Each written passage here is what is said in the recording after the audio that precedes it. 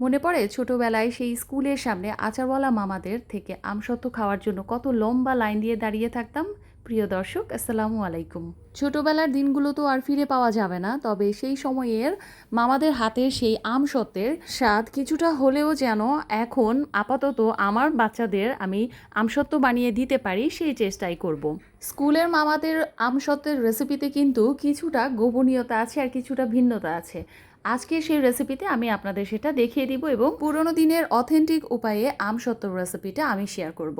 প্রিয় দর্শক, প্রথমেই কিন্তু আমি কিছু আম আপনাদের দেখিয়ে দিয়েছি। সেখান থেকে আমি এখানে 3 কেজির মতো আম নিয়েছি আর প্রতিটা আমেরই উপরের দিকটায় বোটার দিকটায় কেটে দিয়ে এটাকে পানিটা একদম আমের সমান সমান দিয়ে তারপর হাই হিটে 7 থেকে 8 মিনিট সেদ্ধ করে নিয়েছি। আর যখন একটা চামচের সাহায্যে দেখব আমগুলো এভাবে চেপে চেপে নরম হয়ে গিয়েছে, একটু ওলটপালট করে দিয়ে সেদ্ধ হওয়ার পর এগুলোকে নামিয়ে ভালোভাবে ঠান্ডা করে তারপর একটা চালনির মধ্যে আমি চেলে নিব।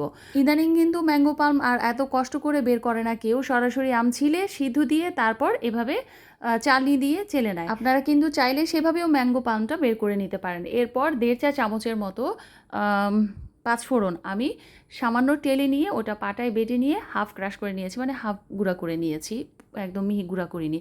তারপর একটা ফ্রাই প্যানে আমি দিয়ে দিলাম সেই ম্যাঙ্গো পাল্মটা যেটা আমি আম থেকে বের করে রেখেছিলাম। আর এটা কিন্তু ব্লেন্ড করিনি, একবারই এরকম মিহি হয়ে গিয়েছে। কিছুক্ষণ নেড়ে চেড়ে এর মধ্যে আমি দিয়ে দিলাম পরিমাণ মতো চিনি, আরও কিছু লবণ। এরপর সবচেয়ে গুরুত্বপূর্ণ যে ইনগ্রিডিয়েন্ট সেটা হচ্ছে গুড়।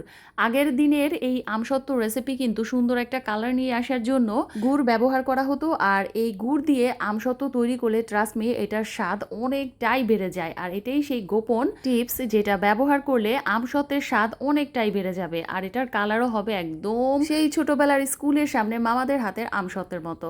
আচ্ছা, এখন নাড়তে নাড়তে যখন মোটা মোটা এরকম বুদবুদ উঠতে থাকবে, ফুটে আসবে আর আমসত্ত্বটাও কিছুটা শুকিয়ে যাবে, পানিটা টেনে যাবে অনেকটা, আপনারা দেখলেই বুঝতে পারবেন, তখন আমি দিয়ে দিলাম সেই যে পাঁচফোড়ন গুঁড়া করে রেখেছিলাম সেইটা। তারপর দিয়ে দিলাম হাফ চা চামচের মতো জিরা গুঁড়া। এরপর আরও স্বাদ বাড়ানোর জন্য সামান্য বিট লবণ। এখন লবণ আর চিনির পরিমাণটা আপনারা চেক করে এই পর্যায়ে কিন্তু চুলাটা অফ করে দিবেন। এরপর আমি যেহেতু বলেছি আজকে যে অথেন্টিক রেসিপি শেয়ার করব, তাই বাসা থেকে আমি কুলা একটা খুঁজে ওটাকে ভালোভাবে ধুয়ে পরিষ্কার করে এর মধ্যে সরিষার তেল দিয়েছি।